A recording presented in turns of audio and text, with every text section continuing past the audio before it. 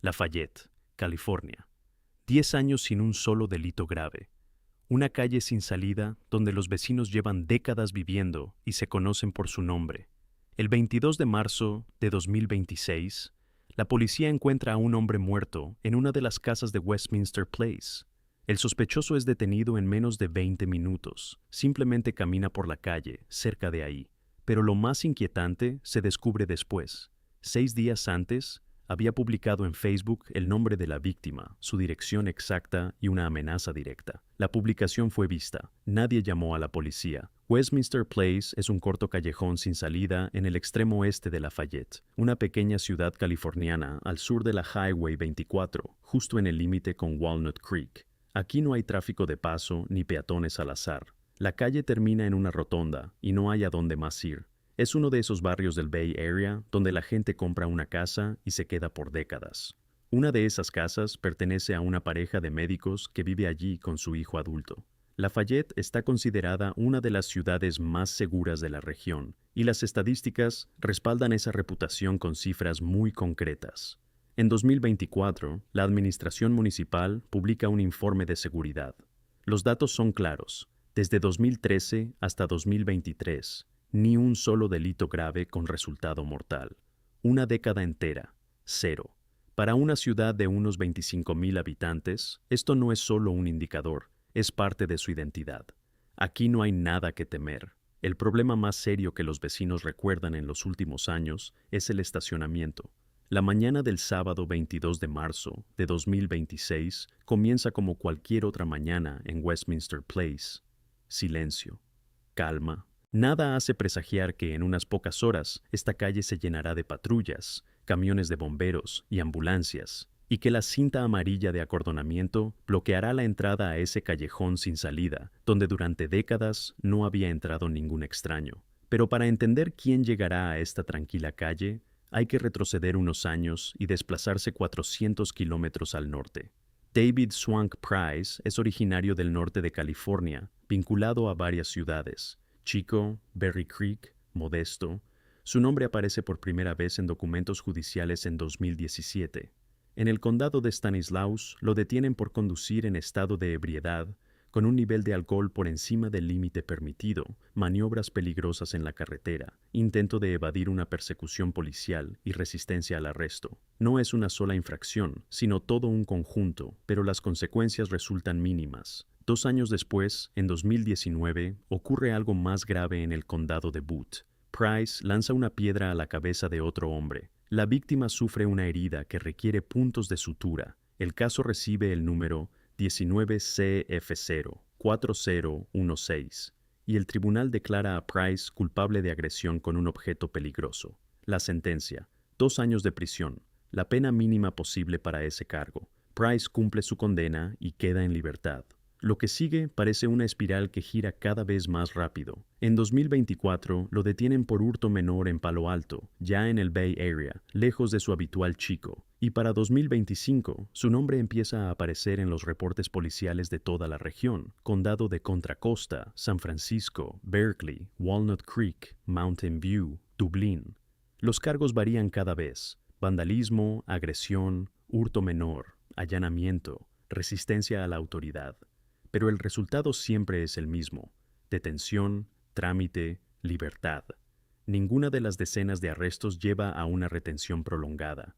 Price sigue desplazándose por California, y con cada mes su trayectoria se acerca más a los suburbios del este del Bay Area. Y entonces, a mediados de marzo de 2026, unos 6 días antes de aquel sábado por la mañana, aparece una publicación en Facebook. La página, presuntamente perteneciente a Price, contiene una amenaza directa. En la publicación se menciona el nombre completo de un residente de Lafayette de 34 años. Se indica su dirección exacta en Westminster Place. El post incluye un llamado a hacerle daño. Todo está escrito abiertamente, sin códigos ni insinuaciones. Cualquiera que entre a esa página puede leer cada palabra: nombre, dirección, intención. 3 elementos que bastan para llamar a la policía de inmediato, pero pasa un día, luego otro y otro más. Nadie contacta a las autoridades. Ninguna de las personas que ve la publicación presiona el botón de reportar, ni marca el 911. Los algoritmos de la plataforma no detectan la publicación como una amenaza. Facebook no bloquea el post ni transmite la información a la policía. Durante 6 días, la publicación permanece accesible para todo el mundo. Y no pasa nada. Entre Chico, de donde es originario Price, y Lafayette hay más de 400 kilómetros. Para ese momento, Price ya se desplaza por el Bay Area, pero ¿qué lo conecta con la persona de Westminster Place? Es un misterio. Si se conocían, si alguna vez fueron vecinos, si sus caminos se cruzaron antes, a esa pregunta todavía no hay respuesta. Lo único que se sabe es que 6 días antes de la tragedia, su plan estaba a la vista de todos, y el mundo entero pasó de largo. Los 6 días se agotan la mañana del 22 de marzo. Sábado. Lafayette despierta con su ritmo habitual: café, jardines, el silencio del suburbio californiano. En Westminster Place todo transcurre como siempre, hasta que alrededor de las 10 de la mañana uno de los vecinos escucha algo que nunca había oído antes. Desde la casa llegan gritos, voces discutiendo, el tono elevado, pero es difícil distinguir qué se dice exactamente. Los sonidos son lo bastante fuertes como para llamar la atención, pero en un suburbio tranquilo, donde la gente está acostumbrada a respetar el espacio ajeno, eso no basta. Los vecinos escuchan y esperan que todo se calme solo. Pasa media hora, una hora, hora y media, y solo a las 11:30 alguien finalmente marca el número de la oficina del sheriff del condado de Contra Costa. Pero a estas alturas, quien llama ya no reporta una discusión. Habla de una persona sospechosa dentro de la casa. Esa formulación cambia la prioridad del llamado. Los agentes del sheriff salen de inmediato y llegan a Westminster Place en cuestión de minutos. ¿Qué ocurre exactamente en la casa entre las 10 de la mañana y la llegada de la policía sigue siendo una de las grandes incógnitas de este caso? Hora y media es un lapso imposible de reconstruir, solo con los testimonios de los vecinos, que apenas escucharon fragmentos de sonidos a través de las paredes. Pero lo que la policía encuentra al entrar en la casa no deja lugar a dudas. Esa hora y media fue decisiva. Dentro de la casa, en el suelo, yace un hombre sin signos de vida. Según ABC7, se trata del uso de un arma blanca. Más allá de eso, la oficina del sheriff no revela detalles oficiales sobre lo que ocurrió entre esas paredes. Al lugar, se llama de inmediato a los detectives de la División de Investigaciones y al Laboratorio de Criminalística del Condado de Contra Costa. Westminster Place, una calle donde en 10 años no había ocurrido un solo incidente grave, se convierte en escena del crimen. Pero incluso antes de que lleguen los forenses, los agentes del sheriff notan algo. Menos de 20 minutos después de llegar al lugar, ven a un hombre caminando cerca de la casa. Para Westminster Place, eso ya es inusual. Aquí no hay peatones al azar. La calle termina en un callejón sin salida. Lo detienen para verificación. Jane Sedley, una de las vecinas más antiguas de la calle, en ese momento mira desde la ventana de su casa. Ve cómo al hombre rubio lo suben rápidamente a una patrulla. Todo sucede en cuestión de minutos. El detenido es David Swank Price, de Chico, California, la misma persona cuyo nombre aparece en decenas de reportes policiales por todo el Bay Area. Lo trasladan al centro de detención de Martínez y le formulan un cargo. La fianza se fija en $1.000.000. Mientras tanto, el callejón sin salida se llena de vehículos de emergencia. Los vecinos cuentan 15 unidades, patrullas, bomberos, ambulancias. La cinta amarilla de acordonamiento bloquea la entrada a Westminster Place. Para una calle donde el mayor problema era el estacionamiento, es una escena de otra realidad. La oficina del sheriff emite un breve comunicado de prensa. El nombre de la víctima no se revela. No se comunican detalles de lo ocurrido. Pero el solo hecho de que en Lafayette se haya detenido a un sospechoso de un delito grave basta para que la noticia se difunda por todo el Bay Area. East Bay Times, Cron 4, KTBU, ABC 7, CBS San Francisco, NBC Bay Area. Cada medio publica un artículo en menos de 24 horas, y todos subrayan la misma palabra: rare, algo insólito. Porque en una ciudad donde durante 10 años consecutivos no había pasado nada semejante, esto es un acontecimiento que no encaja en la imagen habitual del mundo. Mark Sedley, que ha vivido medio siglo en Westminster Place, les dice a los periodistas de ABC7 lo que todos sienten: jamás. Este es un barrio maravilloso. Pero el verdadero shock llega después. Tras la detención de Price, los periodistas encuentran aquella publicación de Facebook, la que fue subida 6 días antes de la tragedia. En los comentarios de los artículos en los sitios de noticias locales, los lectores hacen la misma pregunta: ¿por qué nadie notó esa publicación antes? Todo lo necesario para actuar estaba a la vista, mucho antes de aquel sábado por la mañana. La investigación continúa. Oficialmente, el nombre de la víctima no ha sido revelado. El móvil del crimen y la naturaleza de la relación entre Price y la víctima siguen siendo desconocidos, pero lo que ya se sabe plantea tantas preguntas como el propio crimen. Una amenaza pública a la vista de todos, decenas de arrestos en toda la región, y ninguna de esas barreras funcionó. Dos vecinos griegos en el mismo portal de Astoria, Queens. 1.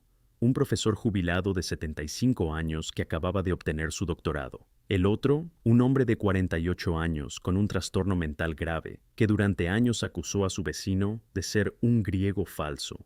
Los vecinos lo sabían, los médicos lo sabían, la familia lo sabía.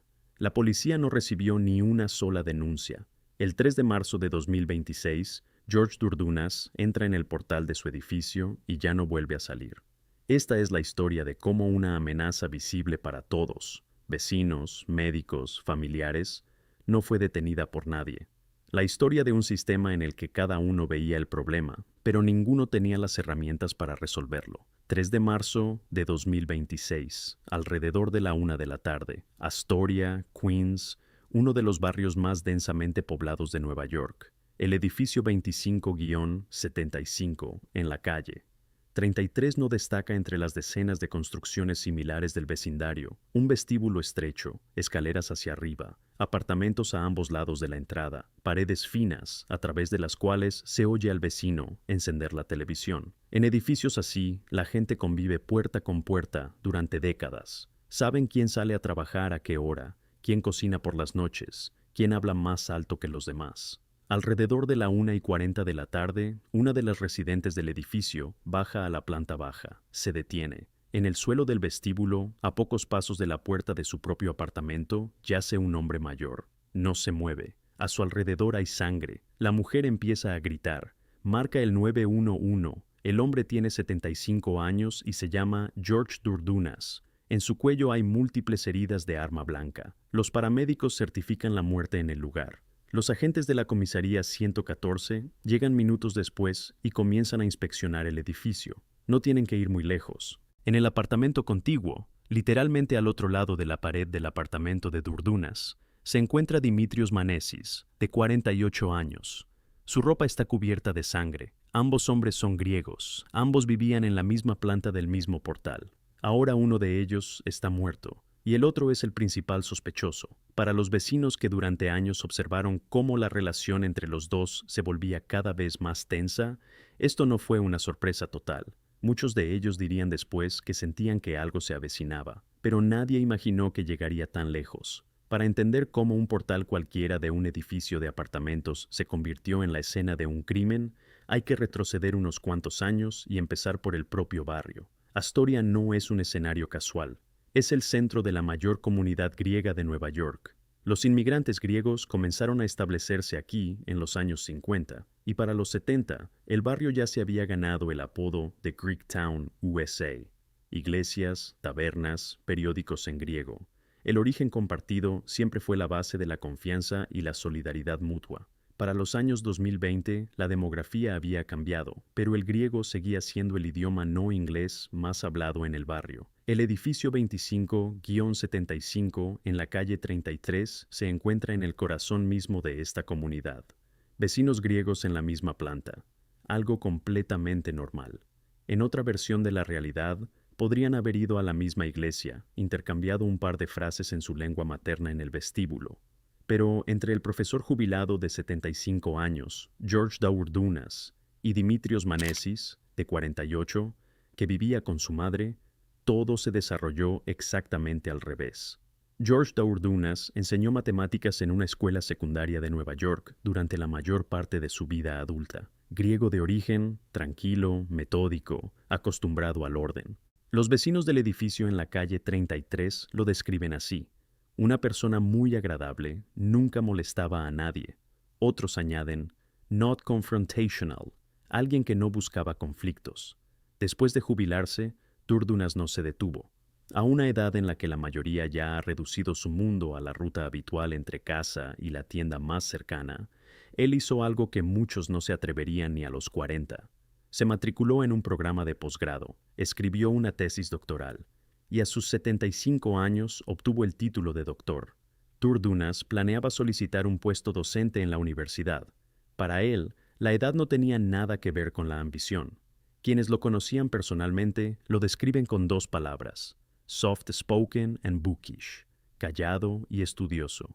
Vivía en la planta baja del edificio en la calle 33, junto a un hombre que año tras año le prestaba cada vez más atención. Una atención que Durdunas nunca pidió y que con cada mes se volvía más extraña. Esa atención provenía de Dimitrios Manesis, un hombre de 48 años que vivía en el apartamento de al lado, en la misma planta baja. También era griego, vivía con su madre. Su familia lo describe como very sweet person, una persona muy dulce. Los vecinos veían algo diferente. En algún momento, es difícil establecer la fecha exacta, Manesis comenzó a mostrar un interés obsesivo y extraño por Durdunas. Al principio parecía una excentricidad, quizá incluso una manía inofensiva, pero con el tiempo, la naturaleza de ese interés cambió. Manesis empezó a hablar de Durdunas no solo en el edificio, sino también en la calle. Comentaba sobre su vecino con personas a las que no les incumbía en absoluto. Durdunas ocupaba un lugar en su cabeza desproporcionado respecto a la realidad. Otro residente del edificio lo dijo sin rodeos.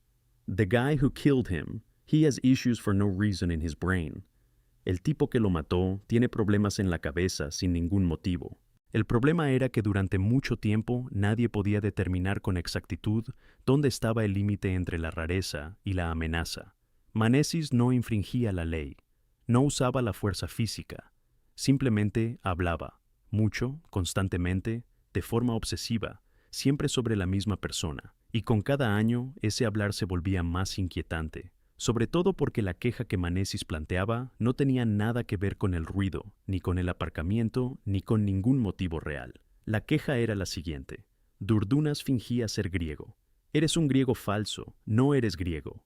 Los vecinos escucharon esta frase de Manesis una y otra vez, durante años. Sonaba absurda desde cualquier punto de vista. El origen de Durdunas no dejaba lugar a dudas para nadie excepto para Manesis. Pero para el propio Manesis, esa acusación no era ninguna broma ni una metáfora. La repetía una y otra vez, como si realizara un ritual. El contenido de la queja no cambiaba ni se ampliaba. Simplemente se repetía, como un disco rayado que nadie podía apagar. Los insultos iban acompañados de palabrotas. Manesis levantaba la voz, se comportaba de forma agresiva. Un vecino llamado Ray, que llevaba años observando la situación, intentó intervenir. Le dijo a Manesis directamente: "Take George out of your brain. Saca a George de tu cabeza." Pero sus palabras no surtieron efecto. Manesis continuó. Los demás inquilinos del edificio lo percibían más o menos igual. Calificaban la queja de Manesis de extravagante y perpetua, pero ninguno de ellos llamó a la policía. Nadie lo percibía como una amenaza física directa. A sus ojos, Manesis era raro, pesado, desagradable, a veces inquietante, pero no peligroso, al menos por el momento. La línea entre raro y peligroso en aquel edificio era muy fina.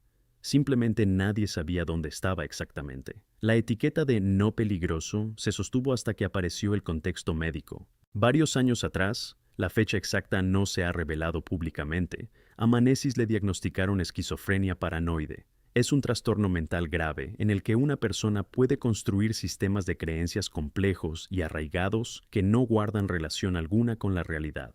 Las ideas delirantes en esta enfermedad pueden parecer internamente lógicas para el propio paciente, aunque para los demás resulten evidentemente absurdas. La fijación de Manesis con Durdunas y la acusación de falso origen encajaban en este cuadro clínico casi a la perfección. La familia de Manesis contaría después a los periodistas que tras el diagnóstico él comenzó un tratamiento, visitas semanales al psiquiatra, medicación, seguimiento por parte de un trabajador social. Su fijación con el vecino no era un secreto para los especialistas. Estaba documentada y aparentemente bajo vigilancia. Un familiar lo expresó sin ambajes.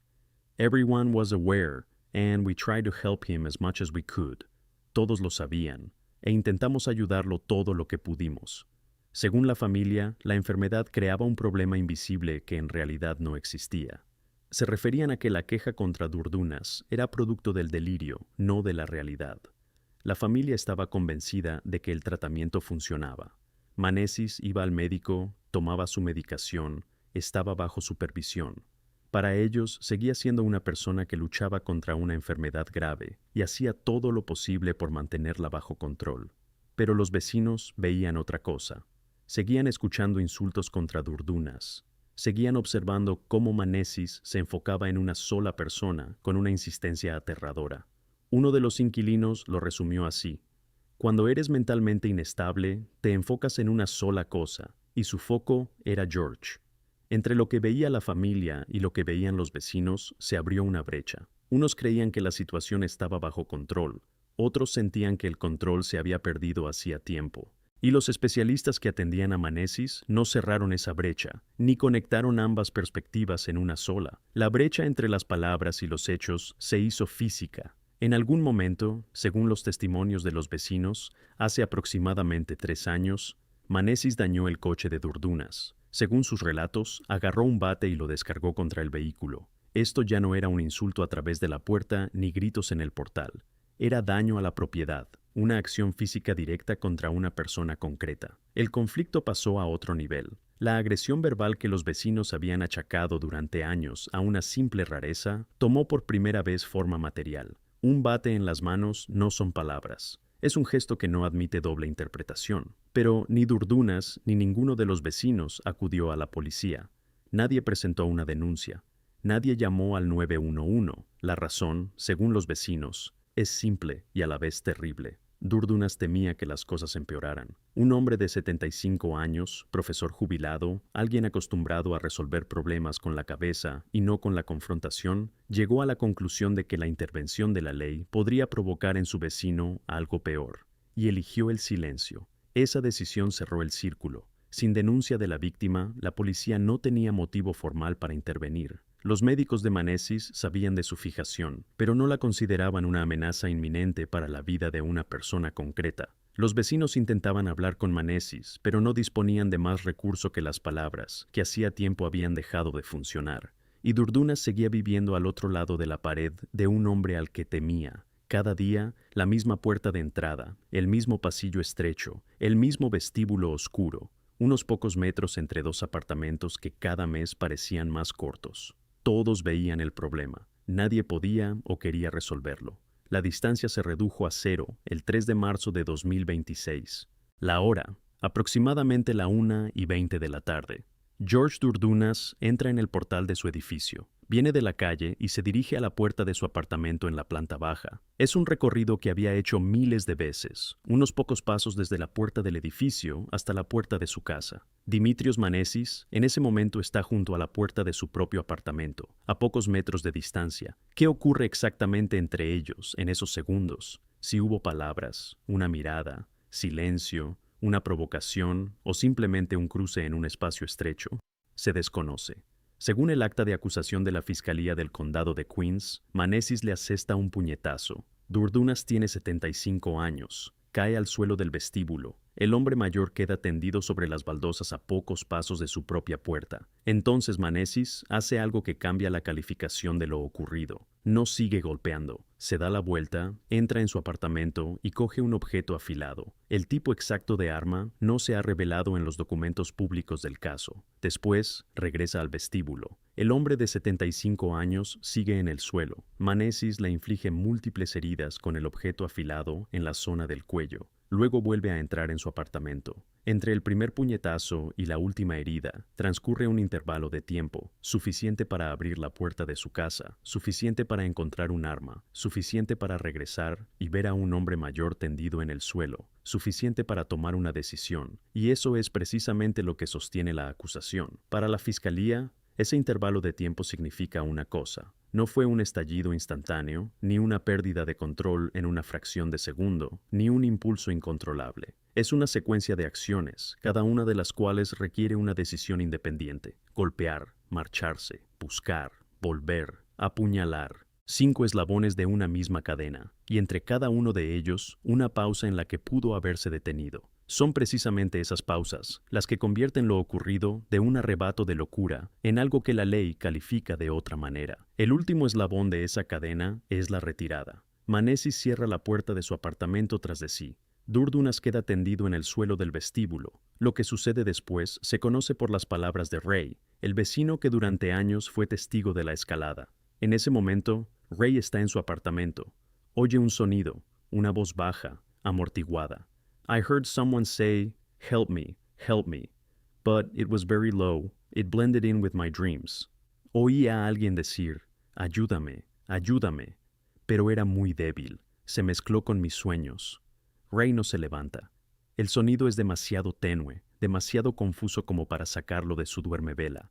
La voz de un hombre de 75 años tendido en el suelo, a pocos metros de él, no es lo bastante fuerte como para atravesar las paredes y el silencio de una hora cualquiera de la tarde. Después, Ray oye otra cosa, un grito fuerte, agudo. Es la vecina. Ha bajado a la planta baja y ha visto lo que ha visto. Un hombre mayor en el suelo, sangre. La mujer marca el 911. La policía comienza a inspeccionar el edificio. En el apartamento contiguo encuentran a Manesis. Está dentro, con su madre. Su ropa está manchada de sangre. Uno de los residentes del edificio fotografía el momento en que sacan a Manesis esposado. En la foto se ve sangre en su zapato derecho. El cuadro se completa rápido. Sospechoso, arma, víctima, todo en un radio de unos pocos metros. El mundo entero de este crimen cabe en una sola planta de un solo portal. Unos cuantos metros cuadrados de vestíbulo, 2 puertas enfrentadas. Un pasillo estrecho por el que ambos hombres caminaron cada día durante años. El lugar donde todo terminó es el mismo lugar donde todo empezó.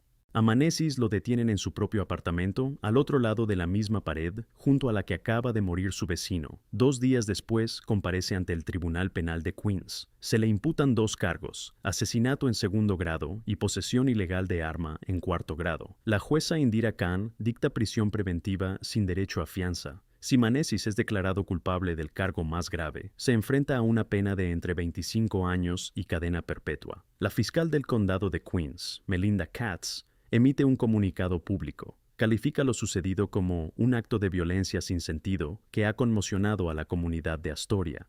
Según sus palabras, el sospechoso perpetró la agresión over a perceived slight, por una ofensa imaginaria.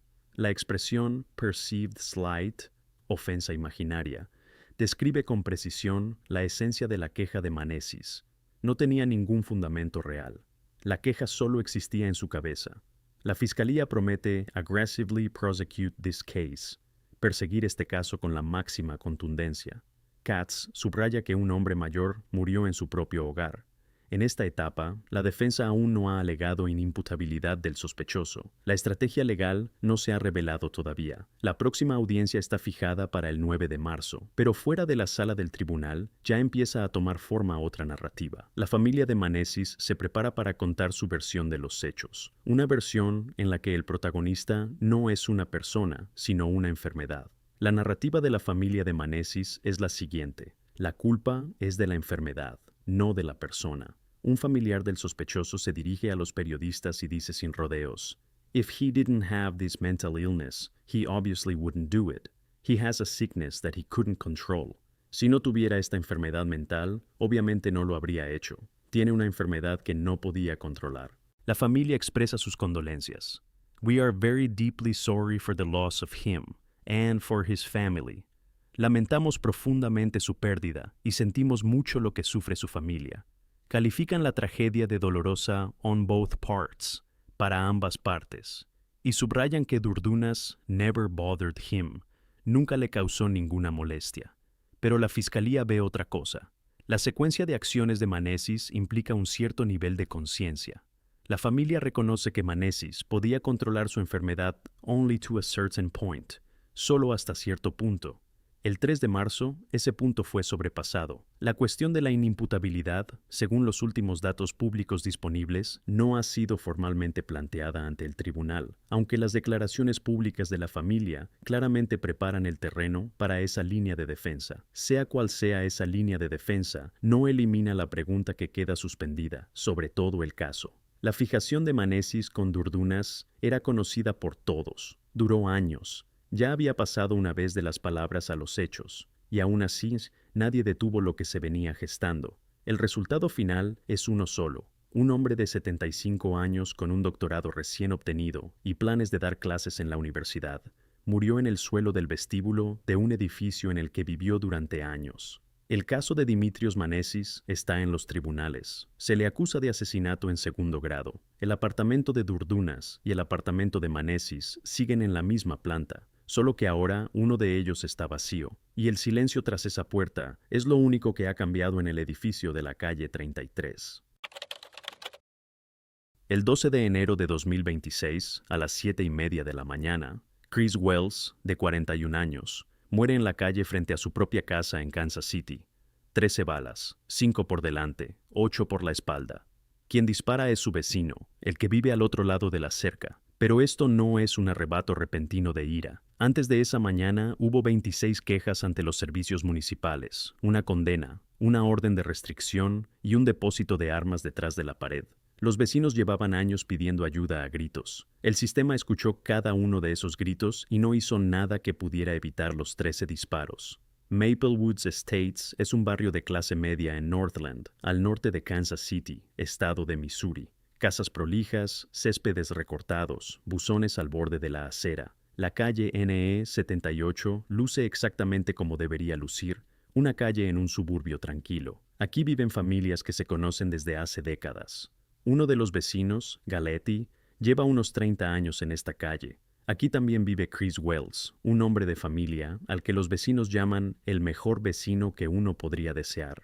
Alegre, solidario, pasa todo su tiempo libre con su familia. Galetti dirá después: es absolutamente todo lo que uno querría ver en un vecino. Pero en la casa, número 2504 de esa misma calle, vive otra persona, Jeffrey Travis King, de 42 años. Y es precisamente con su llegada que en la vida del barrio comienza algo que los vecinos durante mucho tiempo no logran definir con una sola palabra.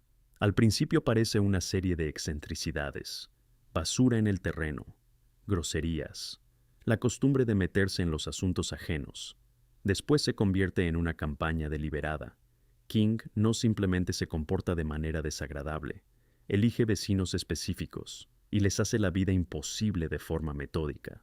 Los conflictos se extienden no por meses, sino por años. Según los testimonios de los residentes de Maplewoods Estates, King aterroriza el barrio durante aproximadamente 8 años. Uno de los vecinos lo resumirá después así: tenía a todo el barrio como rehén. Éramos rehenes de Jeff King. Y esto no es una metáfora.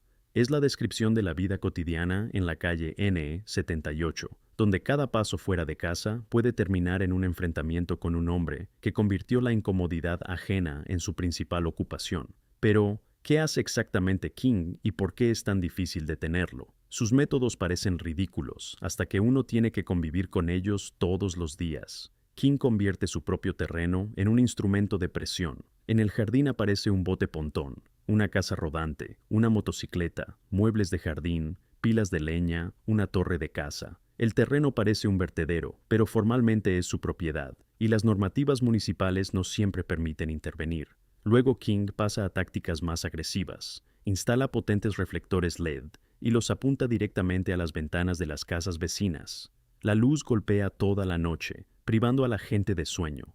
Monta parlantes y pone música dirigida hacia casas específicas. Cuelga en su terreno grandes pancartas con inscripciones obscenas, de modo que las vea todo el que pase por ahí. Estaciona vehículos frente a los buzones de los vecinos, bloqueando el acceso a los carteros. Por culpa de sus autos, los autobuses escolares apenas logran pasar por la calle. Cada táctica por separado parece una nimiedad. Irritante, pero no criminal. Juntas, conforman un sistema de presión continua. Uno de los vecinos observa: Jeff sabía mantenerse dentro de los límites de la ley. Era muy hábil equilibrándose al borde. King sabe dónde está la línea y se acerca hasta rozarla, pero rara vez la cruza. Los vecinos empiezan a actuar por los canales oficiales. En 2 años, 2024 y 2025, el periodo del que se conservan registros, presentan al menos 26 quejas en el sistema municipal 311, la línea directa para denuncias por infracciones a las normas urbanas, luz, ruido, estacionamiento, acumulación de objetos en el terreno. Las quejas quedan registradas. Los servicios municipales responden, pero con desgano. Los inspectores llegan, constatan las infracciones, pero el comportamiento de King no cesa. El sistema está diseñado para infractores comunes, no para un hombre que convirtió el acoso a sus vecinos en un estilo de vida. Pero para algunos, King luce muy diferente. Su exnovia cuenta que al principio de la relación, él daba la impresión de ser un emprendedor carismático e inteligente, encantador, seguro de sí mismo, lleno de ideas y energía. Ella reconoce que hubo señales de alarma, pero no eran más fuertes que lo bueno. Al principio es fácil convencerse de que la brusquedad es carácter, no un problema. Ella no describe presión física en su relación, pero gradualmente nota otra cosa: control mental y verbal. King sabe crear una atmósfera en la que la pareja siente tensión constantemente, pero no puede señalar con exactitud que está mal. Todo cambia después de una pelea en público. Una mujer desconocida, que presenció la escena, se le acerca y le ofrece los datos de un refugio para mujeres. Ese momento se convierte en un punto de inflexión. La exnovia empieza a planificar su salida de la vida de King. Ya después de la separación, ella les cuenta a los periodistas un detalle que explica mucho de sus conflictos con los vecinos. Lo que más enfurece a King es que alguien presente una queja anónima, ya sea a través del sistema 311 o de la policía. Si alguien se queja sin dirigirse a él personalmente, él empeora el problema o crea uno nuevo como represalia. Son sus propias palabras, relatadas por su exnovia. Para King, una queja no es una señal para detenerse. Es un desafío. Cada denuncia ante los servicios municipales la percibe como un insulto personal y responde con una escalada. Precisamente esta lógica explica por qué las quejas no solo no detuvieron a King, sino que probablemente empeoraron la situación. Cada intento de los vecinos de protegerse a través del sistema echaba más leña al fuego. Y mientras la ciudad procesa otra denuncia, King ya prepara su contraataque. Uno de esos contraataques ocurre el 1 de agosto de 2025. King se acerca al camino de entrada de la casa de los Wells. Lleva un martillo en la mano, lo levanta y golpea el espejo lateral de la camioneta de Chris Wells. El espejo se hace pedazos. Todo el episodio queda grabado por la cámara de seguridad instalada en la casa de los Wells.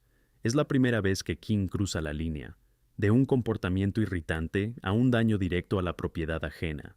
Esto ya no es una pancarta con groserías ni un reflector apuntando a la ventana. Es un delito registrado en cámara. Kirsten Wells, la esposa de Chris, presenta una denuncia. El caso llega al tribunal municipal, pero hay otro detalle que hace esta historia especialmente inquietante. Paralelamente a los conflictos, King construye un negocio, y no uno cualquiera. En junio de 2023, registra la empresa Fidelis Firearms LLC, rubro, armas, capacitación, entretenimiento. En enero de 2025 aparece Fidelis Firearms KCLC, ya con una licencia federal para comercio de armas de fuego tipo 0, 1 FFL. La dirección del negocio es esa misma casa número 2504 en la calle NE 78, la misma casa desde la cual King aterrorizó a los vecinos durante años. Un comerciante de armas con licencia, operando desde su propia casa en un barrio residencial. Un hombre que acaba de destrozar con un martillo el espejo de la camioneta de su vecino. Un hombre contra el que se han presentado más de 20 quejas en 2 años. Estos hechos existen en sistemas diferentes: el 311 municipal, el Tribunal Municipal, el Registro Federal de Licencias de Armas, y ninguno de estos sistemas los conecta entre sí.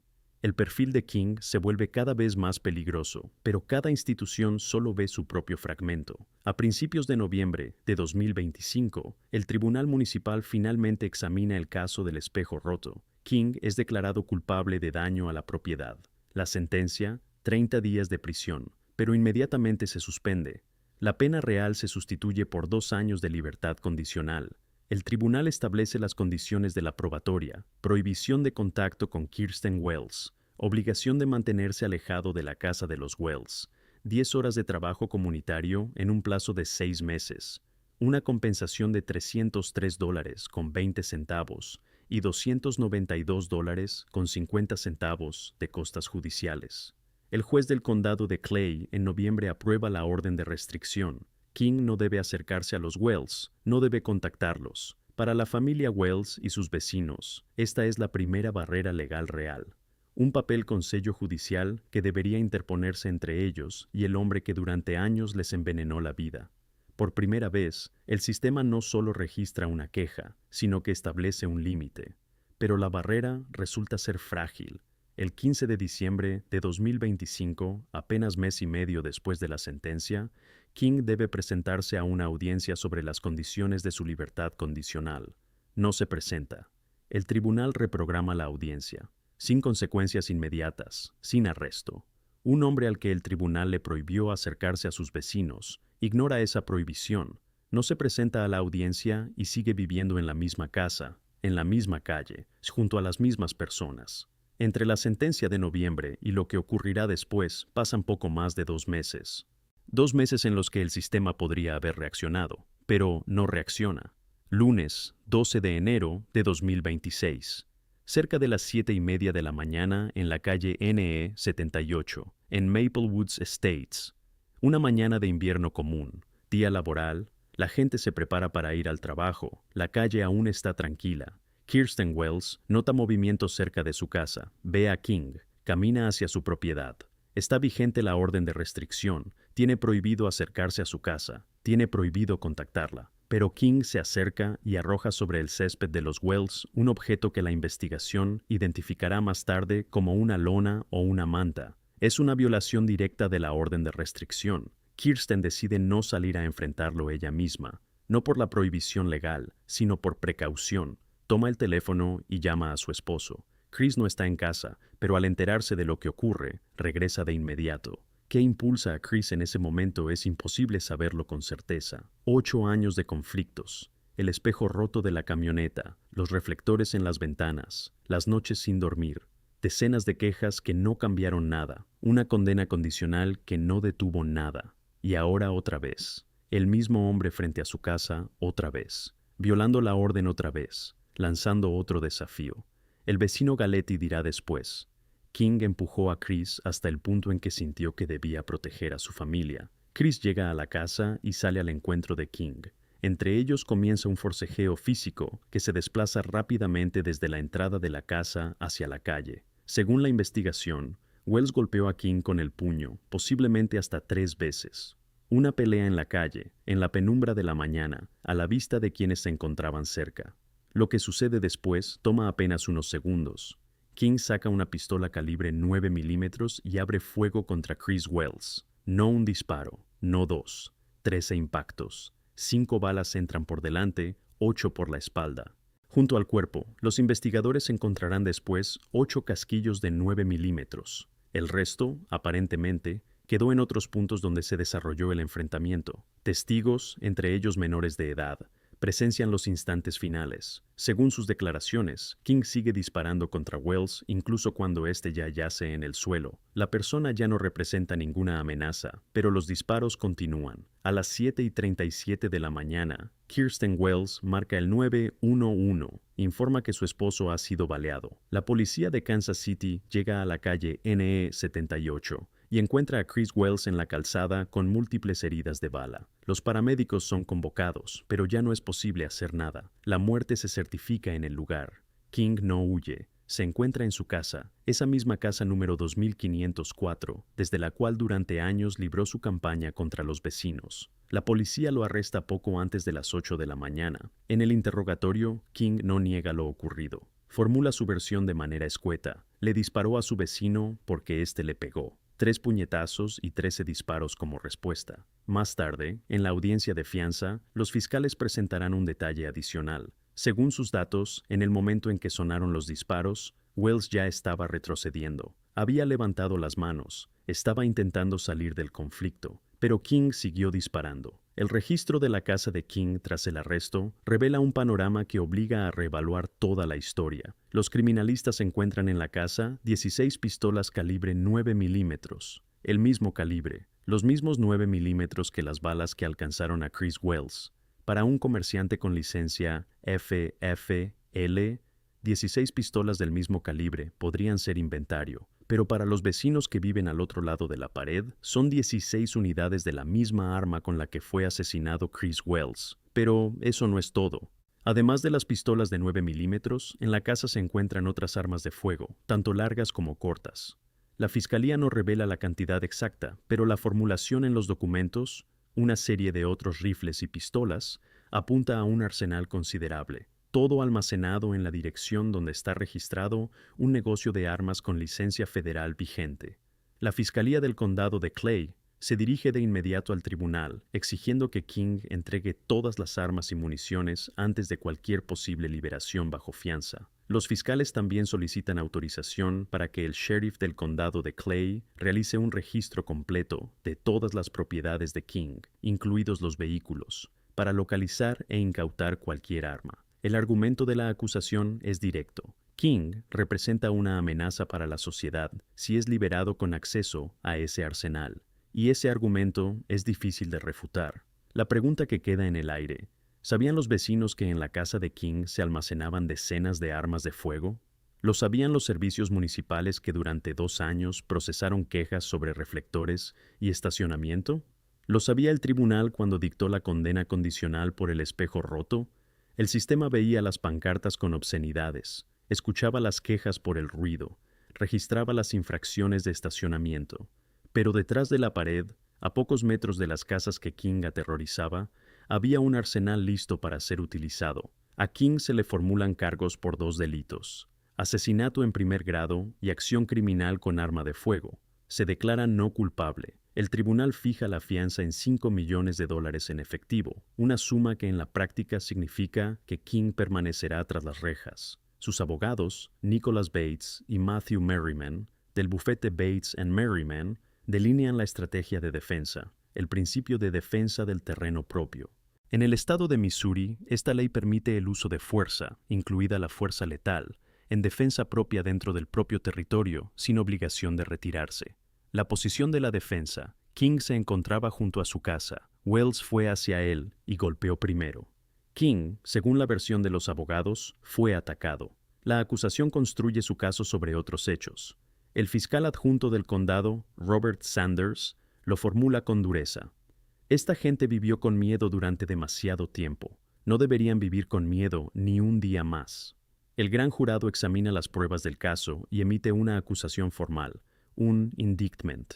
Esto significa que no se requiere audiencia preliminar y el caso pasa directamente a juicio con jurado. La defensa solicita una reducción de la fianza a $500,000, pero el tribunal la rechaza. Para los miembros del jurado que finalmente decidirán el destino de King, la pregunta clave no será quién golpeó primero, sino lo que ocurrió en los últimos segundos. Si Wells estaba retrocediendo, si King tenía motivos para seguir disparando, y cómo explicar los disparos en la espalda de un hombre que yacía en el suelo. Mientras los abogados se preparan para el juicio, el barrio de Maple Woods Estates atraviesa la tragedia a su manera. El martes por la noche, al día siguiente de la muerte de Chris, cientos de personas se reúnen en un memorial. Amigos, vecinos, colegas, conocidos. Gente que conocía a Wells como una persona confiable y cálida, siempre dispuesta a ayudar.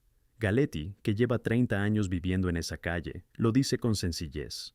Era un buen hombre y un buen vecino. Otros lo recuerdan como un esposo y padre devoto. Unas semanas después, el 5 de febrero de 2026, el tribunal celebra una audiencia sobre la fianza. Más de 50 personas llegan a la sala con camisetas negras que llevan la inscripción Justice for Chris. Ocupan los asientos tan apretados que la sala se desborda. Esto no es solo apoyo a la familia Wells, es la declaración de un barrio entero que está cansado de callar. Kirsten Wells se dirige al juez. Sus palabras suenan serenas, pero detrás de ellas hay años de miedo y pérdida. Sé con absoluta certeza que no me sentiría segura. Todo mi barrio no se sentiría seguro si lo dejaran en libertad. El tribunal mantiene la fianza sin cambios. $5 millones. King permanece en el centro de detención del condado de Clay. A fecha de febrero de 2026, aún no se ha fijado la fecha de inicio del juicio. King espera el proceso entre rejas, y en la calle NE78 reina el silencio. Por primera vez en muchos años, no hay reflectores golpeando las ventanas, no hay pancartas obscenas, no hay música saliendo de los parlantes. Pero la casa número 2504 sigue en el mismo lugar, y para quienes viven al lado, ese silencio está impregnado del precio que costó conseguirlo. Ese precio obliga a hacer preguntas no solo a King, sino también a quienes debieron haber intervenido antes. El alcalde de Kansas City, Quinton Lucas, solicita públicamente una investigación. ¿Cómo respondió la ciudad a las quejas de los vecinos en los años previos a la tragedia? Pide al administrador municipal y al jefe de policía que revisen cómo se procesaron las denuncias a través del sistema 311 y que determinen si son necesarios cambios sistémicos. El concejal Wes Rogers va más allá. Presenta una ordenanza específica, un acto legislativo a nivel municipal, que prohíbe estacionar vehículos frente a los buzones de correo. Es una reacción directa a uno de los métodos de King. Durante años estacionó sus autos de modo que bloquearan el acceso a los buzones de los vecinos. Hasta ese momento, no existía una ley municipal que lo prohibiera. Los vecinos se reúnen con los funcionarios de la ciudad para discutir las fallas en la respuesta, y las fallas son evidentes. Una condena condicional que no cumplió ni un solo día.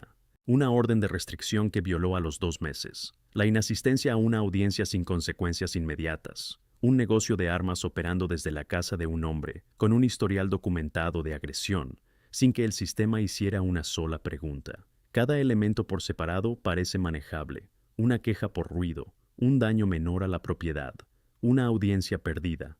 En cada registro, en cada informe, un caso rutinario que no requiere respuesta de emergencia. Pero para la gente de la calle NE78, todos esos casos rutinarios eran piezas de un mismo rompecabezas, que con cada mes se volvía más alarmante. El sistema veía fragmentos, los vecinos veían el cuadro completo, y cuando los fragmentos finalmente se juntaron en una tragedia, resultó que 26 solicitudes de ayuda no pudieron evitar 13 disparos.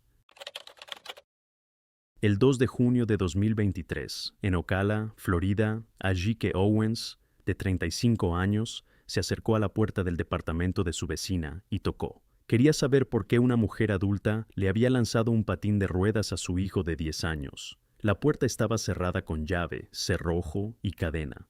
Owens no intentó entrar. En respuesta a los golpes, sonó un disparo desde el otro lado de la puerta. La bala impactó en el pecho de la joven. La tiradora, Susan Loring, de 58 años, había terminado una llamada al 911 apenas un minuto antes, reportando que se sentía amenazada. La policía ya venía en camino, pero no llegó a tiempo. Como 2 años de enemistad vecinal, odio racista e inacción del sistema llevaron a que una madre fuera asesinada a tiros a través de una puerta cerrada con llave. Ocala, Florida, un pequeño complejo residencial llamado Quail Run, una urbanización típica del suburbio estadounidense. Edificios bajos muy cerca unos de otros, con un área verde compartida, donde por las tardes juegan los niños de los departamentos cercanos. Un lugar tranquilo, sin nada especial, pero exactamente aquí se desarrolla la historia que terminará con un disparo, un escándalo nacional y 25 años de prisión. De un lado del área verde vive Ajike Owens, madre soltera de 35 años con 4 hijos varones. Todos la llaman AJ. El mayor tiene 12 años, el menor 3. AJ es madre soltera, pero de esas que los vecinos describen como una supermamá. Voluntaria en la escuela, organizadora de equipos deportivos infantiles, esa típica mamá futbolera que no se pierde ni un entrenamiento y conoce por nombre a cada amigo de sus hijos. Su madre, Pamela Díaz, diría después, se entregaba a todos los que la rodeaban, así de especial era. Del otro lado está el departamento de Susan Loring, 58 años, sola, sin esposo, sin hijos. Trabaja desde casa en el sector de seguros. Antes colaboró con United Health Care y al momento de los hechos tramitaba una incapacidad. Lleva 15 años viviendo en el condado de Marion y en Quail Run desde aproximadamente 2020. Los vecinos la describen de 2 maneras. En la comunidad de la iglesia es una feligresa que ayuda a la gente con temas de seguros, Pero en el complejo es una mujer retraída e irritable que, según uno de los vecinos, está enojada todo el tiempo. Lo que más le molesta es una cosa: los niños jugando en el área verde. Lorinx considera ese terreno como suyo, aunque según los documentos es zona común del complejo. Coloca letreros de advertencia en su parcela y registra cada vez que una pelota o un juguete cae en su lado del césped.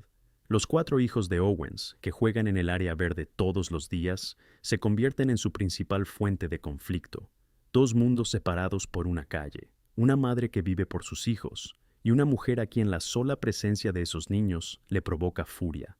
Esa furia no aparece de un día para otro, se acumula durante años. Desde enero de 2021, la oficina del sheriff del condado de Marion comienza a recibir llamadas relacionadas con el conflicto entre Lorinx y la familia Owens. En 2 años y medio se acumulan al menos 6 reportes documentados. Cada vez la historia es la misma. Los niños juegan demasiado cerca del departamento de Lorinx. Hacen ruido, dejan sus juguetes en el área verde. Lorinx llama al 911 y reporta una invasión a su territorio. Así es exactamente como formula sus quejas. Como si no se tratara de niños con una pelota, sino de una amenaza seria. Pero las quejas no son todo. Según los registros del informe policial y según la propia confesión de Lorinx en un interrogatorio posterior, ella utiliza insultos racistas contra los hijos de Owens.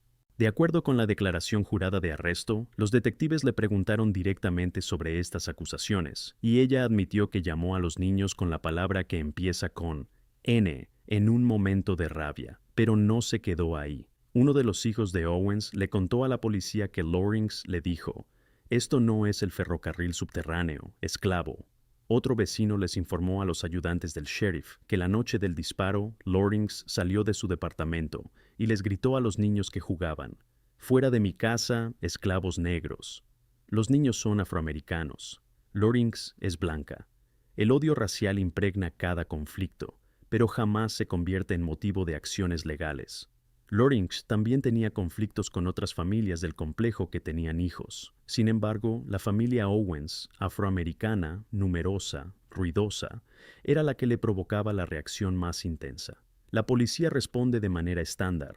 Llega, registra el reporte, a veces habla con ambas partes, se va.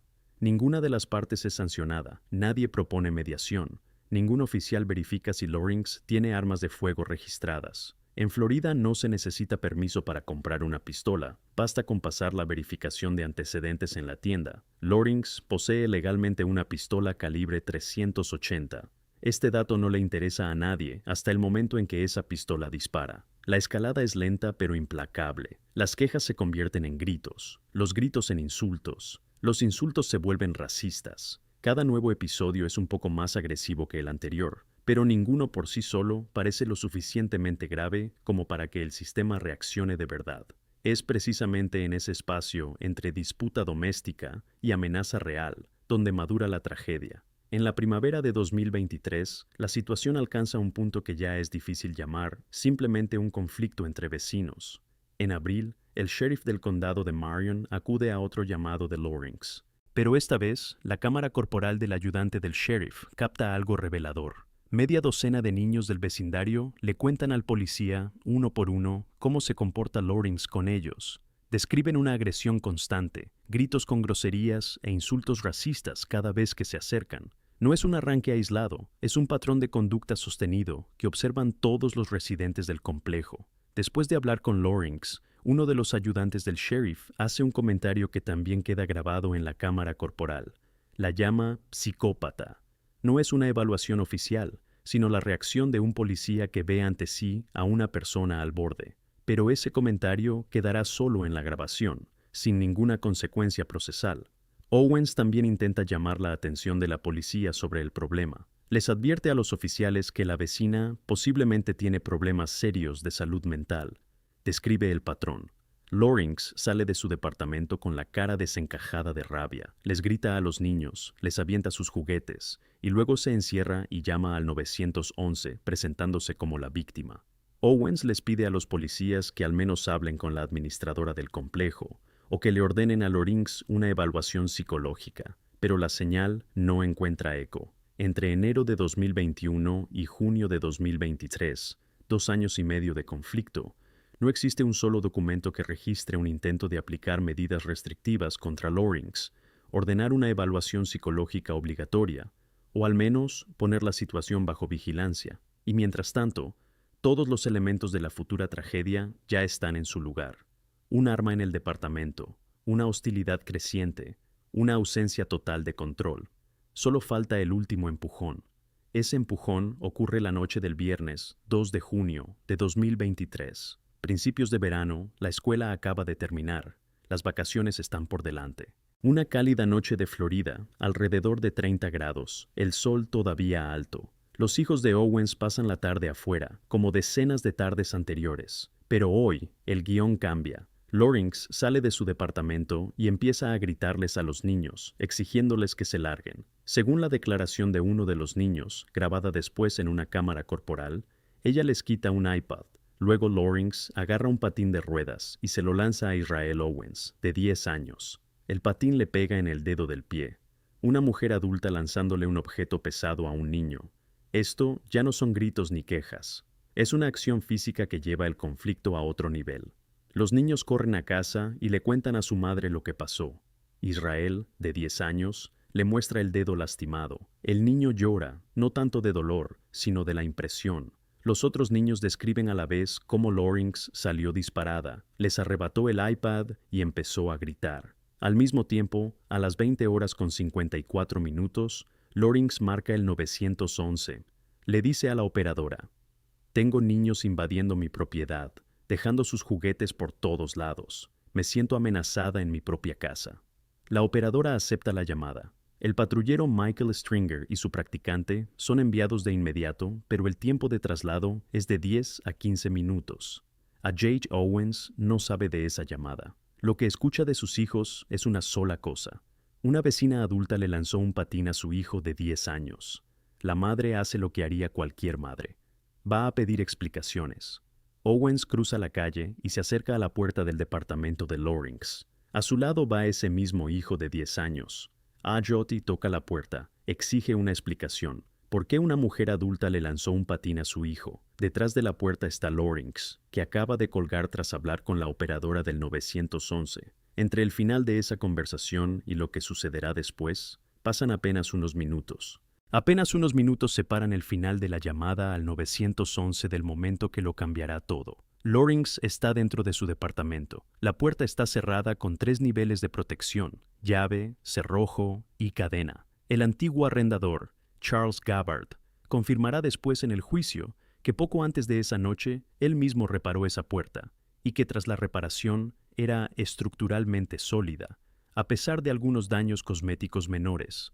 No es una división endeble que se pueda tumbar de un empujón. Es una barrera firme, cerrada desde adentro. Afuera está Jake Owens. Golpea la puerta y exige una respuesta. A su lado está su hijo de 10 años. La puerta no tiene ventanas. Loring no puede ver quién está del otro lado, ni evaluar si existe una amenaza real, pero no intenta averiguarlo. Alrededor de las 9 de la noche, Loring toma la pistola calibre 380 y dispara un solo tiro a través de la puerta cerrada con llave. La bala atraviesa la madera e impacta a Jake Owens en la parte superior del pecho. Según el informe del experto en balística, que sería presentado en el juicio, Loring, en el momento del disparo, estaba junto a la mesa de la cocina y sostenía el arma con ambas manos a la altura de la cabeza. El casquillo sería encontrado después sobre la barra de la cocina. La trayectoria de la bala es inequívoca, desde el interior del departamento hacia afuera, a través de la puerta cerrada con llave. No fue un disparo accidental por susto. La posición del arma y el ángulo de la trayectoria apuntan a una acción deliberada. Owens cae en el porche, justo en el umbral. Un minuto después, alrededor de las 21:01, Loring vuelve a marcar el 911. Esta vez reporta que disparó. La patrulla policial, que ya venía en camino por su primer llamado sobre la invasión de los niños, llega al lugar y encuentra a Jake Owens, de 35 años, tendida en el suelo junto a la puerta con una herida de bala en el pecho. La trasladan al hospital más cercano, donde poco después se declara su muerte. Junto al lugar donde cayó su madre está su hijo de 10 años. Lo vio todo. Una mujer yace en el suelo junto a la puerta con una bala en el pecho. Un niño de 10 años está parado a su lado. La policía está en el lugar, pero la tiradora permanece en su casa. Lawrence no es detenida la noche del disparo. Se queda en el mismo departamento desde el que disparó, en el mismo complejo residencial donde acaba de morir su vecina. Y esto continúa durante 4 días. El sheriff del condado de Marion explica la demora por la necesidad de verificar si Lawrence puede ampararse en la ley Stand Your Ground, una de las leyes más polémicas de Florida, aprobada en 2005 y convertida en modelo para legislaciones similares en decenas de otros estados. La ley permite usar fuerza letal en defensa propia sin obligación de retirarse, es decir, la persona no está obligada a intentar alejarse del conflicto antes de disparar.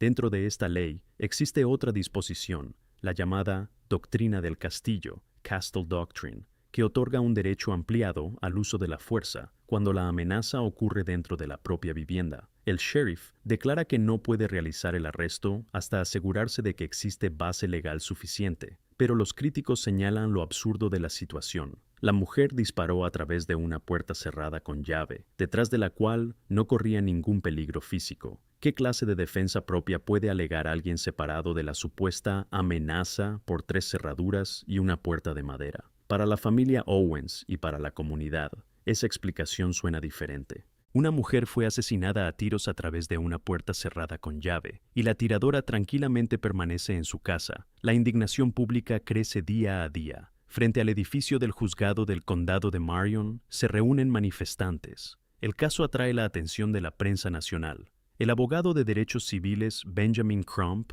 uno de los más conocidos del país, que anteriormente representó a las familias de Trayvon Martin y George Floyd, toma el caso de la familia Owens. Exige públicamente el arresto inmediato y califica lo ocurrido como la impensable muerte de una madre que simplemente tocó a una puerta. Crump vincula el caso Owens con un problema más amplio. La ley Stand Your Ground, según él, es arcaica y afecta desproporcionadamente a la población no blanca de Estados Unidos. El 6 de junio de 2023, al cuarto día después del disparo, Lawrence finalmente es arrestada. Se le imputan cargos por homicidio involuntario con arma de fuego, negligencia criminal, agresión y 2 episodios de ataque. La familia Owens y Crump expresan de inmediato su decepción. Insistían en una acusación por homicidio intencional en segundo grado, que conlleva cadena perpetua. El homicidio involuntario implica un máximo de 30 años. La fiscalía explicará después que las pruebas disponibles son insuficientes para calificar las acciones de Lawrence como un delito intencional. Para la familia de la víctima, la diferencia entre estas calificaciones se siente como la diferencia entre la justicia y su simulación. En el interrogatorio, cuya grabación será difundida después, Lawrence les declara a los investigadores que actuó por miedo a perder la vida. Describe el momento junto a la puerta. Ella gritaba, «Te voy a matar». Golpeaba la puerta, pensé que la iba a tumbar. Y añade, «Mi corazón latía a 1000 y pensé que de verdad me iba a matar». Pero la evidencia criminalística no coincide con esa descripción. La puerta está cerrada con 3 cerraduras. Es estructuralmente sólida, no tiene marcas de intento de forzarla. Nada indica que Owens haya intentado entrar. La investigación declarará después directamente que los datos criminalísticos contradicen varias de las afirmaciones de Lawrence. Lawrence también admite haber usado insultos racistas contra los hijos de Owens. No es una acusación de terceros, son sus propias palabras registradas en el acta. Antes de que los custodios se lleven a Lawrence a la cárcel, los investigadores le proponen escribir una carta a los hijos de la fallecida. Ella acepta. La carta es breve.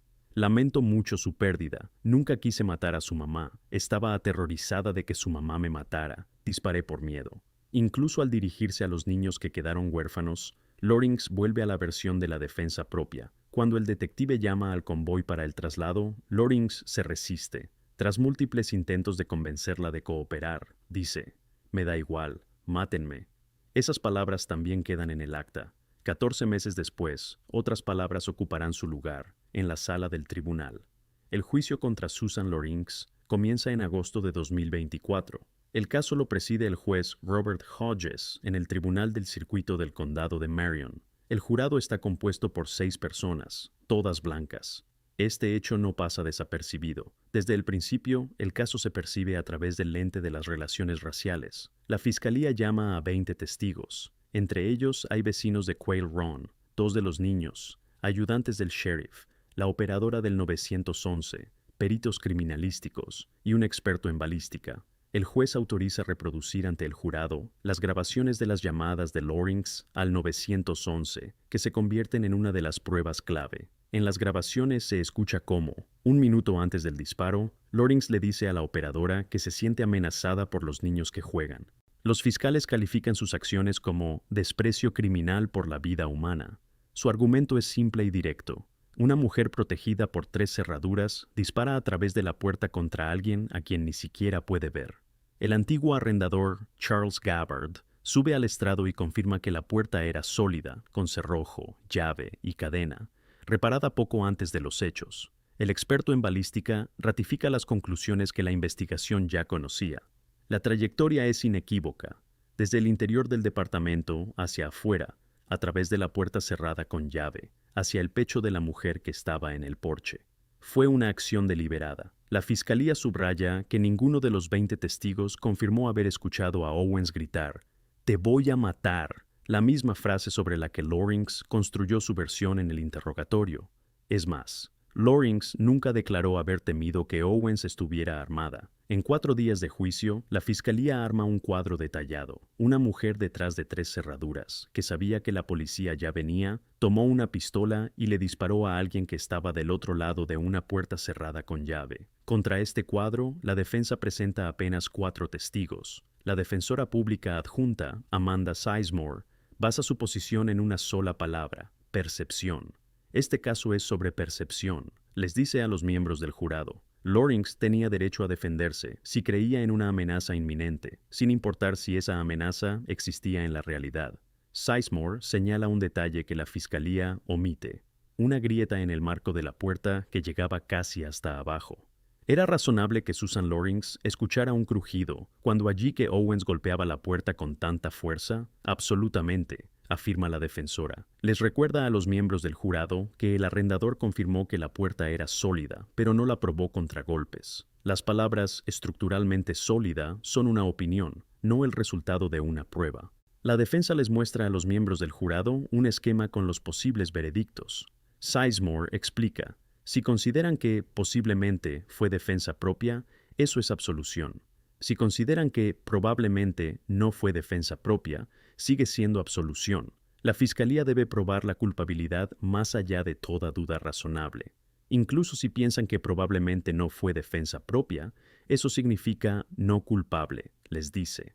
Pero en el momento decisivo, la defensa hace un movimiento inesperado. Concluye la presentación de pruebas sin llamar a Loring al estrado. La acusada se niega a declarar ante el jurado. La versión del miedo, expresada en el interrogatorio, queda sin ser sometida a contrainterrogatorio. En su alegato final, el fiscal Rich Boxman formula la posición de la acusación con precisión quirúrgica. Tocar a una puerta y gritar no es un delito, dice. La creencia en un peligro inminente que requería el uso de fuerza letal era simplemente irrazonable, porque el peligro inminente no existía.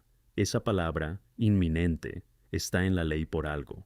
Boxman concluye que las acciones de Loring son completamente incompatibles con el comportamiento de alguien que realmente teme por su vida. La palabra la tienen los miembros del jurado. Al jurado no le toma mucho tiempo. El 16 de agosto de 2024, viernes, se retiran a deliberar a las 12:07 del mediodía. La única solicitud que le hacen al tribunal durante la deliberación es volver a escuchar las grabaciones de las llamadas de Loring al 911. Esas 2 grabaciones, la de antes y la de después del disparo, quieren escucharlas una vez más, y después de eso no necesitan nada más. A las 14:53 regresan a la sala. Menos de 3 horas. El veredicto: culpable de homicidio involuntario con arma de fuego. Además del cargo principal, Loring también es declarada culpable de agresión contra Israel Owens, de 10 años, el mismo episodio del patín con el que comenzó la noche del 2 de junio. Enfrenta hasta 30 años de prisión. En el momento de la lectura del veredicto, Loring permanece inmóvil, sin lágrimas, sin reacción. Del otro lado de la sala, la familia Owens se abraza. Pamela Díaz, la madre de la fallecida, les dirá después a los periodistas: «Esto no es alegría, es alivio. A mi hija no me la devuelve, pero al menos la verdad fue dicha».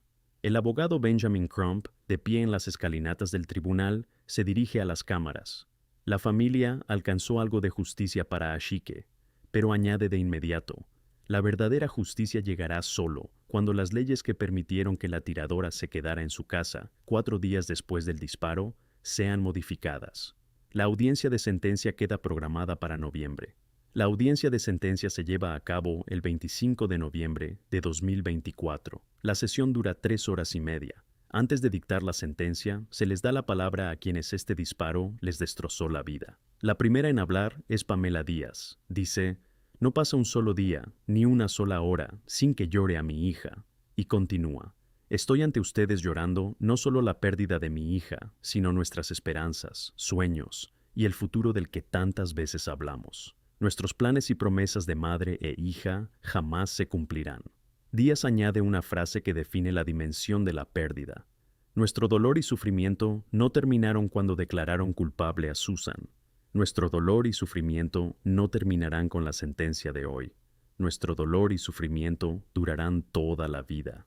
La defensa presenta su último argumento. La psicóloga Jenis Castillo.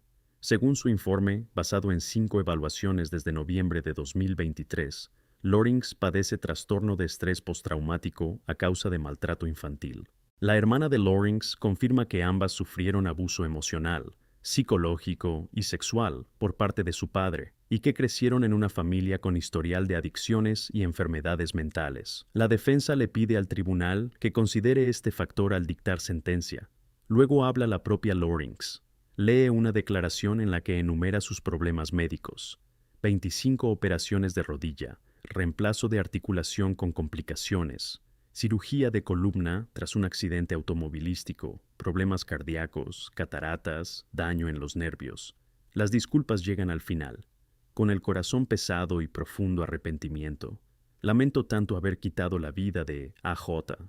Nada cambiará lo sucedido. Solo puedo decir que lloré y me siento terrible por mis acciones. Pamela Díaz reacciona de inmediato.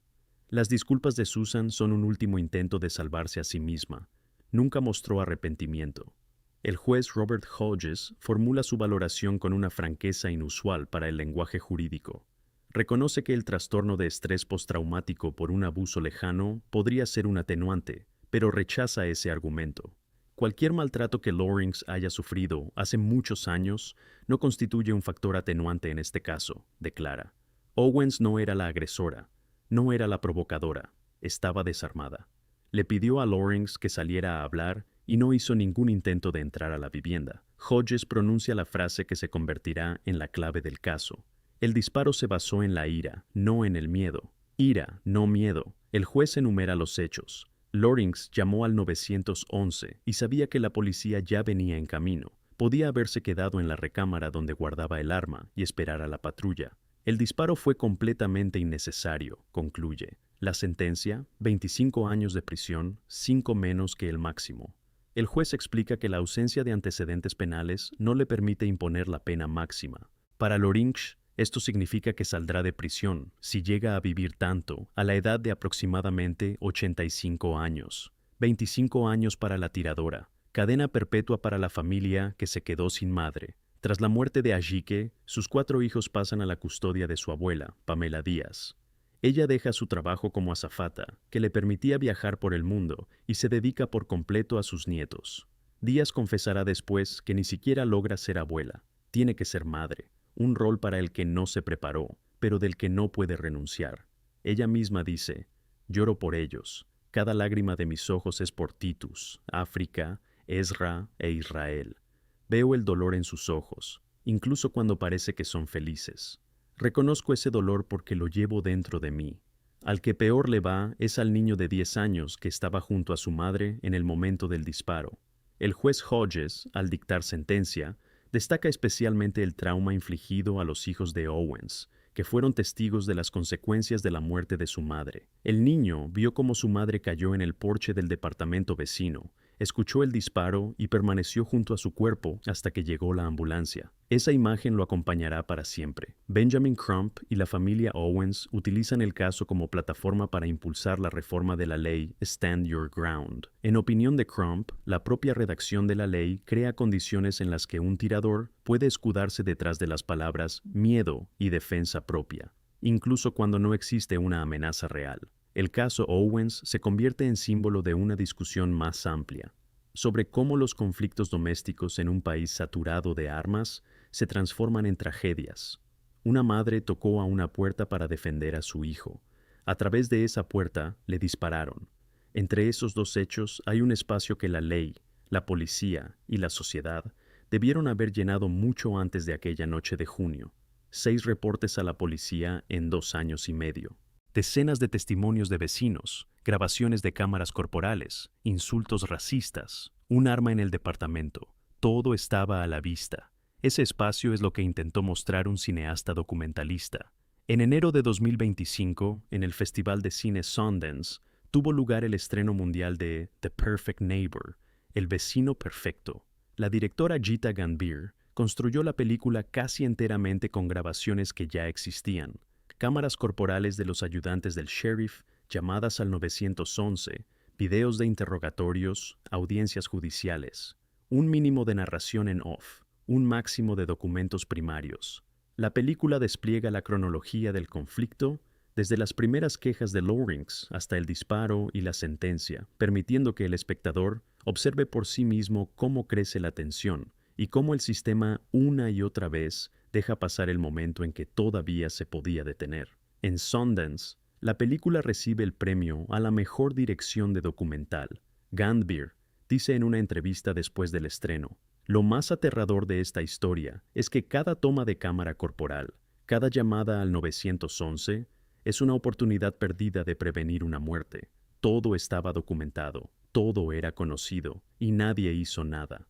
El 17 de octubre de 2025, la película se estrena en Netflix, y en su primera semana se convierte en el número 1 de la plataforma en Estados Unidos. Más de 50 millones de visualizaciones. Los críticos la llaman una disección quirúrgica de los fallos sistémicos.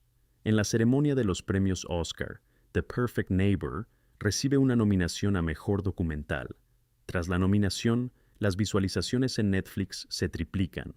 Gita Gambhir entra en la historia como la primera mujer en recibir 2 nominaciones en las categorías de documental del Oscar en un mismo año. Desde la prisión, Loring reacciona a su manera. En noviembre de 2025, después de que Pamela Díaz presenta una demanda civil por muerte injusta, Loring envía una carta manuscrita de 4 páginas, una amenaza de contrademanda. La mujer condenada a 25 años por disparar a través de una puerta acusa a los hijos huérfanos de su víctima de difamación, mentiras en sus testimonios e invasión de su propiedad. Afirma que uno de los niños mintió sobre el lanzamiento del patín, a pesar de que el tribunal ya la declaró culpable de ese episodio. Loring asegura que los niños jugaban Ding Dong Ditch, que tocaban su puerta y huían. Exige una indemnización por difamación de más de $50,000. Formalmente la contrademanda no ha sido presentada. Por ahora es solo una carta, pero su contenido desata una ola de indignación.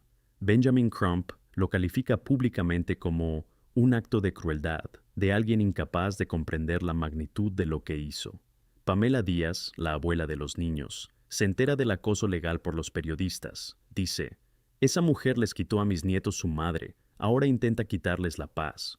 25 años de prisión. Esa es la respuesta del tribunal". Pero la pregunta que planteó esta historia sigue abierta.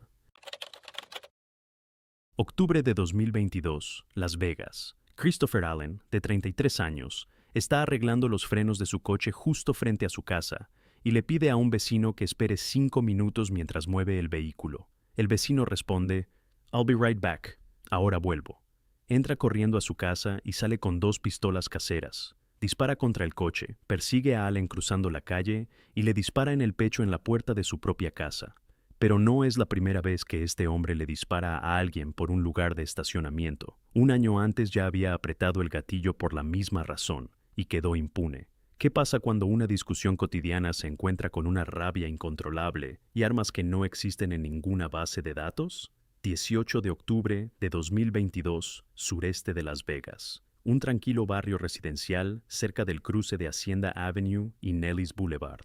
Casas de una sola planta pegadas unas a otras, con estrechos caminos de entrada y pequeños jardines al frente. Calle Tipper Avenue, cuadra 5200. Aquí viven familias que se conocen por nombre, se saludan por encima de la cerca y a veces se ayudan con pequeñas reparaciones. Un típico suburbio donde la vida sigue su curso. Una tarde cualquiera de octubre, el sol quema el asfalto, la temperatura supera los 30 grados. En Las Vegas, hasta en otoño, hace calor. Christopher Allen tiene 33 años. Sus amigos lo llaman Dice. Quienes lo conocen lo describen de la misma manera. Es el alma de la fiesta. Alguien capaz de hacerte reír incluso cuando parece imposible encontrar un motivo. Su pareja, Stacey Owens, más tarde lo llamará muy gracioso. Una persona que siempre levantaba el ánimo de todos a su alrededor. Dice, es originario de Milwaukee, Wisconsin. Llevan juntos casi 4 años y tienen lo que en Estados Unidos llaman blended family, una familia unida con hijos de relaciones anteriores. Dice tiene 3 hijos, Sanare, de 13 años, Caden, de 12, y la menor, Navi, de apenas 4. La familia se mudó a la casa en Tipper Avenue hace muy poco, apenas unas semanas. Nuevo barrio, nuevos vecinos, un nuevo comienzo.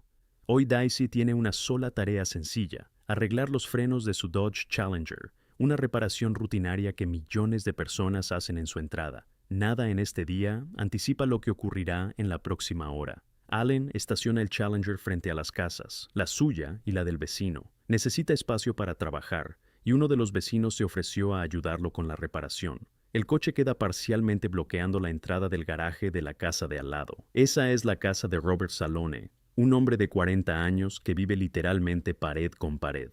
Allen está acostado debajo del coche con una llave de cruceta en la mano, aflojando las tuercas de las ruedas, hablando con su ayudante. El trabajo avanza sin prisa. Está seguro de que tiene tiempo suficiente para terminar y mover el coche, sin apuro, sin preocupación. Lo que no sabe es que el dueño de la casa vecina ya viene en camino. Alrededor de las 12:30 del día, el Chrysler Sebring dorado de Robert Salone gira hacia Tipper Avenue. Al volante va un hombre que se dirige a su propia casa después de otro día más. En unos segundos verá el Dodge Challenger ajeno, bloqueando su entrada. Es imposible entrar. Salone detiene el Sebring y sale del coche. Lo que ve lo enfurece al instante. Un vehículo extraño estacionado justo frente a su casa, bloqueando el acceso. Una situación que se resuelve con 5 minutos de conversación. Pero Salone no piensa esperar 5 minutos. Empieza a gritar. Sus gritos van dirigidos a 2 personas, a Allen y al vecino que ayuda con la reparación.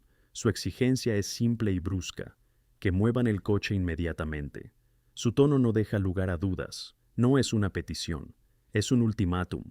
Allen reacciona con calma. Responde que moverá el Challenger en unos minutos, en cuanto termine lo que está haciendo. No es una negativa ni un desafío, es una simple petición de que espere. Está a mitad de un trabajo, los tornillos están sueltos, las herramientas desplegadas, solo necesita un poco más de tiempo. Allen se levanta del suelo y tiene en la mano la llave de cruceta, la misma herramienta con la que acababa de aflojar las tuercas. Para Allen es un objeto de trabajo, parte de la reparación en curso. La sostiene como cualquier mecánico sostiene una herramienta, por costumbre, sin pensarlo. Pero Salone ve algo muy distinto en esa llave. Para él es un desafío, una provocación, tal vez una amenaza. Según la orden de arresto policial, Salone pronuncia una frase que más tarde se convertirá en una de las pruebas clave del caso. "So you got a log wrench? I'll be right back." Se da la vuelta y corre hacia la puerta de su casa. Los testigos en la calle ven cómo desaparece adentro. Pasan unos segundos, quizá 20, quizá 30. La puerta se abre de nuevo y Salone sale. En cada mano lleva una pistola, 2 armas, ambas caseras, las llamadas Ghost Guns. Son armas ensambladas con piezas compradas por separado, sin verificación de antecedentes del comprador y sin números de serie. Las Ghost Guns no figuran en ninguna base de datos. Es imposible rastrearlas por métodos convencionales. Una persona puede poseer este tipo de armas y el sistema jamás se enterará hasta que alguien dispare con una de ellas. Salone está en la puerta con 2 de estas pistolas. Entre su frase "I'll be right back" Y este momento ha pasado menos de un minuto. Salone levanta las armas y abre fuego. Los primeros 2 disparos van contra el Dodge Challenger de Allen. Las balas penetran la carrocería del coche que Allen estaba reparando, pero el coche no es su objetivo final. Allen echa a correr. Cruza la calle corriendo hacia su casa, esa misma a la que se mudó con Stacy apenas unas semanas antes. Entre la casa de Salone y la de Allen hay una calle estrecha, unos pocos metros de asfalto. Allen cubre esa distancia en segundos, pero Salone lo persigue. El tirador va detrás de su víctima cruzando la calle, con 2 pistolas en las manos, a plena luz del día, ante los ojos de los vecinos. Allen llega a su puerta, intenta refugiarse dentro de la casa, pero Salone dispara. La bala le alcanza en el pecho. Allen cae en el umbral de su propia casa. Un hombre que apenas 5 minutos antes trabajaba tranquilamente bajo el capó, ahora yace en el suelo con un disparo en el pecho. En cuestión de segundos, Salone logró entrar a su casa, encontrar 2 pistolas, salir a la calle, disparar contra el coche, cruzar la calzada, alcanzar al hombre en su puerta y apretar el gatillo una vez más. Esto no es un arrebato, es una secuencia de acciones, cada una de las cuales requirió una decisión por separado. Los vecinos que acababan de presenciar una discusión común por estacionamiento se quedan paralizados. A las 12:38 la línea de emergencias 911 recibe una llamada. Al otro lado está la voz de Christopher Allen. Grita, "Hey, this dude over here is shooting at me." Oigan, este tipo me está disparando. Pero no es solo un grito de auxilio. En la grabación que los investigadores obtendrán después se escucha algo más. De fondo, detrás de la voz de Allen, se distingue la voz de otro hombre. Dice una grosería. Luego, el sonido de un disparo. Los detectives que más tarde analizarán esta grabación concluirán que en ella quedó registrado ese mismo disparo al pecho, el disparo que resultó mortal. La voz de fondo, según la investigación, pertenece a Salone. Está junto al hombre herido y dispara. Allen grita por el teléfono. "He shot me! He shot me! I can't feel my legs." Me disparó. No siento las piernas. La operadora intenta mantenerlo en la línea, le hace preguntas, le pide que no cuelgue. La línea se corta, pero Allen vuelve a llamar. Intenta dar su dirección. Dice que se está muriendo. Su voz se debilita con cada palabra. Después, silencio. El hombre de 33 años, que apenas 10 minutos antes estaba ocupado con una reparación rutinaria en su entrada, ya no responde. Casi al mismo tiempo, otra persona llama al 911. Un testigo de Tipper Avenue describe al tirador. Un hombre de unos 40 años, de aproximadamente 1,78 m, complexión robusta. El tirador ya se fue. El testigo vio cómo se subió a su Chrysler Sebring dorado y se marchó de la calle. Nadie intentó detenerlo. Todo ocurrió demasiado rápido y la gente en la calle estaba en estado de shock. La policía y los paramédicos llegan a Tipper Avenue en cuestión de minutos. Allen yace en el umbral de su casa. Los médicos lo examinan y confirman lo que los vecinos ya saben. Christopher Allen ha muerto. El informe del forense registrará la causa más tarde. Herida de bala en el pecho. Tenía 33 años. Apenas una hora antes hablaba con un vecino sobre las pastillas de freno. Salone no está en el lugar. Huyó en su Chrysler Sebring dorado inmediatamente después del tiroteo, sin esperar a la policía ni a la ambulancia. Los oficiales acordonan varias casas en Tipper Avenue con cinta amarilla. Una escuela cercana es puesta bajo vigilancia reforzada, por si el tirador aún merodea por la zona. En el asfalto hay casquillos. En la carrocería del Dodge Challenger, agujeros de bala. Los criminalistas trabajan en la escena, fotografían, miden, recogen pruebas materiales. La calle que apenas media hora antes era un barrio cualquiera del sureste de Las Vegas, ahora es la escena de un crimen, con patrullas en cada esquina. Comienza la búsqueda. Los detectives de la División de Crímenes Graves de la Policía Metropolitana de Las Vegas saben a quién buscar. Robert Salone vive en esa misma cuadra, literalmente cruzando la calle desde la escena del crimen.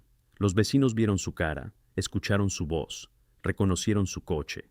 Su nombre aparece en los expedientes del caso casi de inmediato. La búsqueda, en teoría, no debería llevar mucho tiempo, pero resulta más complicado de lo esperado. Salone desaparece. No vuelve a casa, no se comunica con nadie, no aparece en ninguna de las direcciones conocidas. Su Chrysler Sebring dorado parece disolverse en una ciudad de 2 millones de habitantes. La policía conoce su nombre, su rostro, su coche, pero no logra encontrarlo físicamente. Los días se convierten en semanas, Para la familia de Allen, cada día sin arresto es una tortura aparte. El hombre que le disparó a su ser querido a plena luz del día, frente a los vecinos, anda suelto por ahí. Quizá en otro estado, quizá a la vuelta de la esquina. Nadie lo sabe. Christopher Allen dejó 3 hijos. La menor, Navi, es demasiado pequeña para entender por qué papá ya no volverá a casa. Stacey Owens intenta mantener a la familia a flote. Lanza una campaña de recaudación en GoFundMe para cubrir los gastos del funeral y apoyar de alguna manera a los niños. El dinero no solo es para la ceremonia, el cuerpo de Allen debe ser trasladado a su Milwaukee natal, y hay que organizar el viaje de los niños para que puedan despedirse de su padre. En la descripción de la campaña, Stacey escribe sobre el hombre que ya no está. Recuerda su risa, sus bromas, su capacidad de hacer que todos a su alrededor se sintieran mejor. La casa nueva que debía ser el comienzo de una nueva etapa se convirtió en el lugar donde todo terminó. 22 de noviembre de 2022, 35 días después del tiroteo, la policía finalmente detiene a Robert Salone. Tiene 40 años. El cargo, Open Murder with a Deadly Weapon, homicidio con arma mortal. El tribunal fija la fianza en más de $1.100.000 e inmediatamente deniega la libertad, bajo fianza. Salone es trasladado al centro de detención del condado de Clark. No saldrá en libertad antes del juicio. Ni familiares ni amigos reúnen esa cantidad.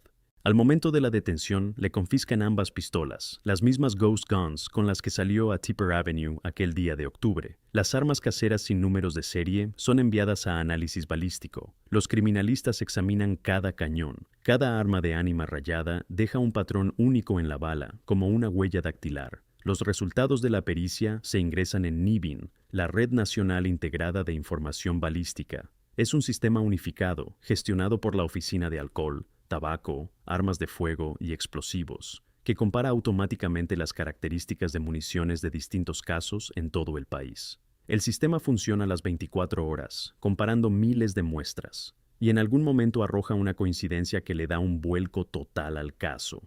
Aquí la historia no termina. Apenas comienza a revelarse, porque el tiroteo en Tipper Avenue no fue la primera vez que Robert Salone agarró un arma por un lugar de estacionamiento. La historia de Salone no empieza en Tipper Avenue, empieza 14 meses antes, en agosto de 2021, en Henderson, un suburbio de Las Vegas a 20 minutos en coche del lugar donde ocurriría la futura tragedia, y empieza exactamente igual, con una discusión por estacionamiento, un complejo de apartamentos en Whitney Ranch Drive, cerca del cruce con Russell Road, un estacionamiento techado con lugares asignados para los residentes. Un joven llega de visita a casa de unos amigos que viven en el complejo. No hay lugar disponible y estaciona su coche ocupando 2 espacios en la zona techada. No es la mejor decisión, pero tampoco algo fuera de lo común en los estrechos estacionamientos de complejos residenciales, donde los lugares para visitantes siempre escasean. Pasan unos 30 minutos. El joven regresa a su coche y se encuentra con una escena inesperada.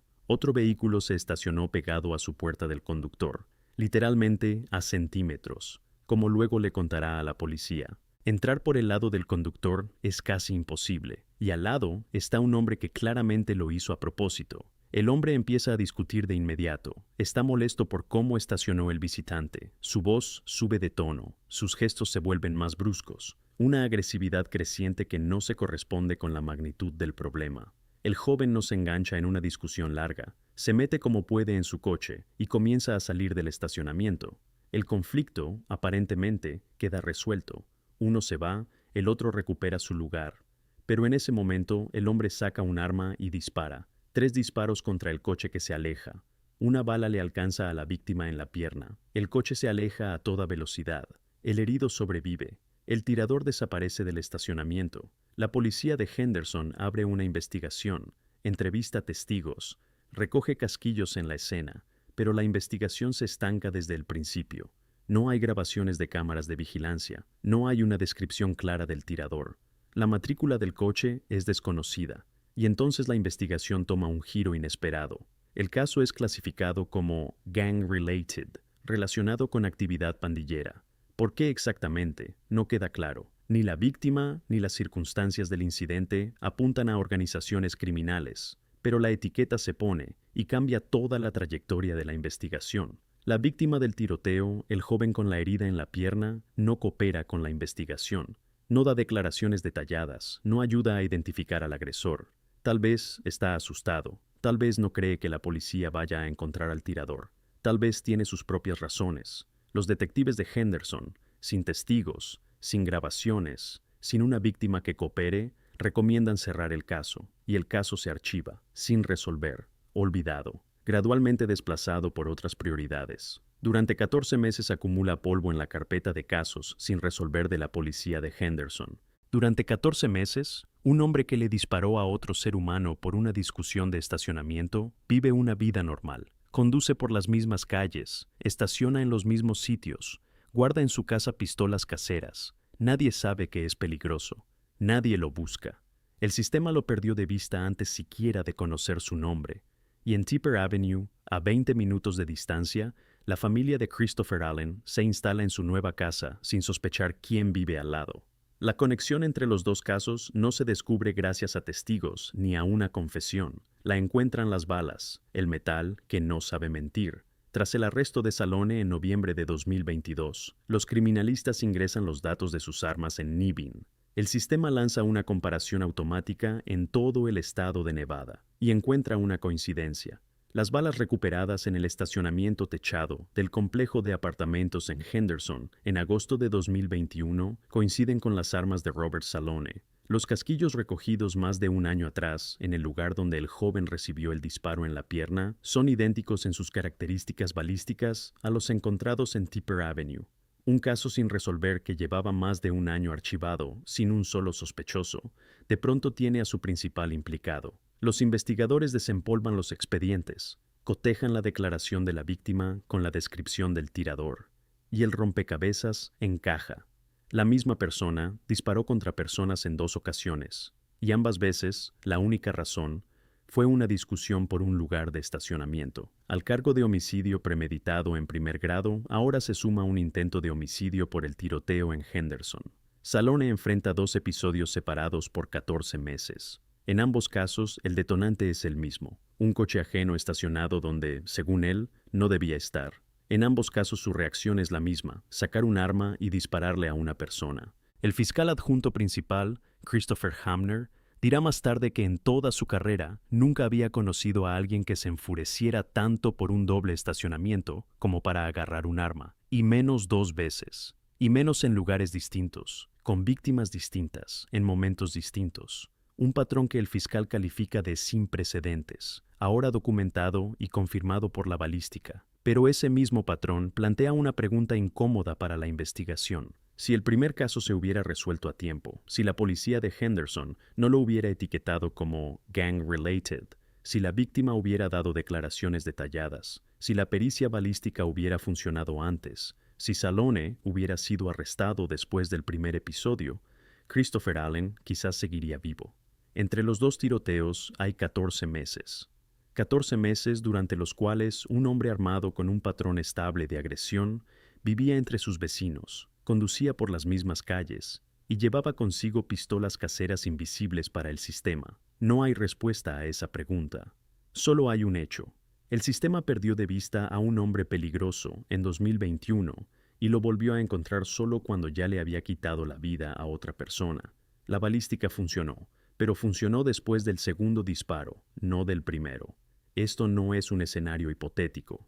Es un fallo real que le costó la vida a un padre de 33 años con 3 hijos. La pregunta queda flotando en el aire mientras el caso avanza hacia el juicio. Avanza lentamente. Las audiencias se posponen varias veces por distintos motivos procesales. Salone está preso en el centro de detención del condado de Clark desde noviembre de 2022, sin que nadie pague la fianza. Los meses se convierten en años. Casi 3 años pasa Salone en una celda esperando un juicio que no termina de comenzar. En abril de 2025, casi 2 años y medio después de su arresto, Salone toma una decisión. Acepta un acuerdo con la fiscalía. El formato del acuerdo es un Alford Plea. Es una figura jurídica particular del sistema judicial estadounidense. El acusado formalmente no admite su culpabilidad, pero reconoce que la fiscalía tiene pruebas suficientes para una condena. No es una confesión plena, pero tampoco es una absolución. Es un consentimiento jurídico ante lo inevitable. una manera de evitar un juicio completo con jurado, donde la sentencia podría haber sido aún más severa. Salone acepta el Alford Plea por 2 cargos: homicidio premeditado en primer grado por la muerte de Christopher Allen en Tipper Avenue e intento de homicidio por el tiroteo en el estacionamiento de Henderson en 2021. En la sala del tribunal pronuncia palabras que supuestamente demuestran arrepentimiento. Dice que piensa en lo ocurrido todos los días. Califica el tiroteo de no planificado. Afirma que no quería que pasara lo que pasó. Pero la cronología de los hechos en Tipper Avenue cuenta otra historia. Salone no disparó en un impulso de ira instantánea, no apretó el gatillo en un segundo de confusión mental. Entre su frase y el disparo en el pecho hay una cadena de decisiones consecutivas: volver a la casa, buscar las armas, salir, abrir fuego, perseguir a un hombre cruzando la calle. Cada segundo entre esas acciones fue una oportunidad de detenerse. No se detuvo en ninguna de ellas. La palabra no planificado describe mal una secuencia de 7 acciones conscientes: pronunciar una amenaza, entrar en la casa, tomar las armas, salir, disparar al coche, perseguir a un hombre y dispararle. Cada una de esas acciones acercaba a Salone a lo irreversible. Cada una de ellas podría no haberla cometido, pero las cometió todas, una tras otra, sin detenerse un instante a preguntarse: ¿qué estoy haciendo? El Alford Plea le permite no pronunciar la palabra culpable. Jurídicamente es su derecho. Pero los hechos registrados en la orden de arresto policial, en la grabación de la llamada al 911, en las declaraciones de los testigos y en la pericia balística dibujan un cuadro en el que la cuestión de la culpabilidad no deja espacio para interpretaciones. Un hombre salió de su casa con 2 pistolas y mató a su vecino porque su coche bloqueó la entrada del garaje durante unos minutos. Julio de 2025, Sala del Tribunal del Condado de Clark. En el estrado, la jueza de distrito Carly Kearney. Frente a ella, un hombre que para ese momento lleva casi 3 años bajo custodia. Robert Salone tiene 43 años.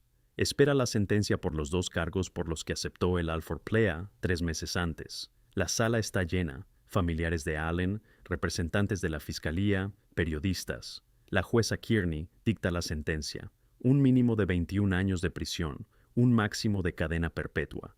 Salone no podrá solicitar la libertad condicional antes de cumplir 21 años. Considerando su edad actual, eso significa que tendrá al menos 64 años cuando obtenga esa posibilidad por primera vez. E incluso entonces, es solo la posibilidad de solicitar, no una garantía de salir. Pero la sentencia no se reduce a cifras y plazos. La jueza Kearney pronuncia palabras que van más allá de la fórmula jurídica seca.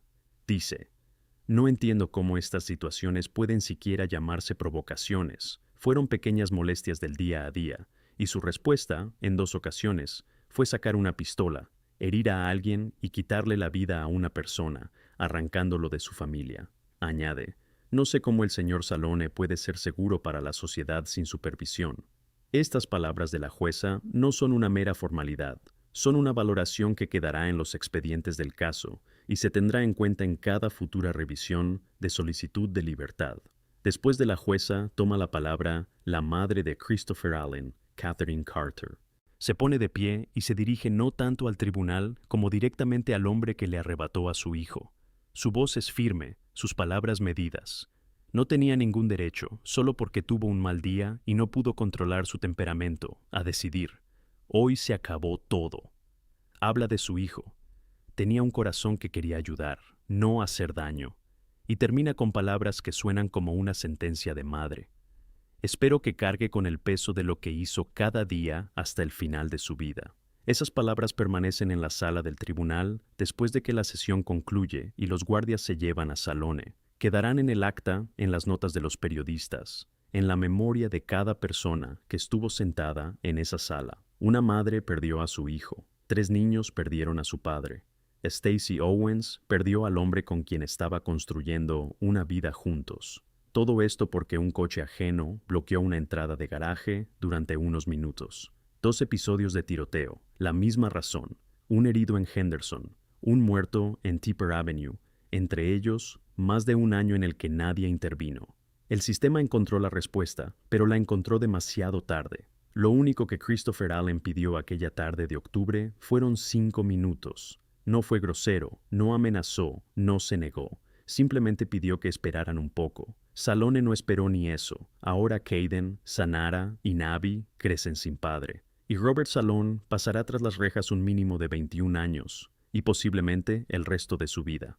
El precio que todos pagaron por una discusión sobre un lugar de estacionamiento no admite ningún cálculo.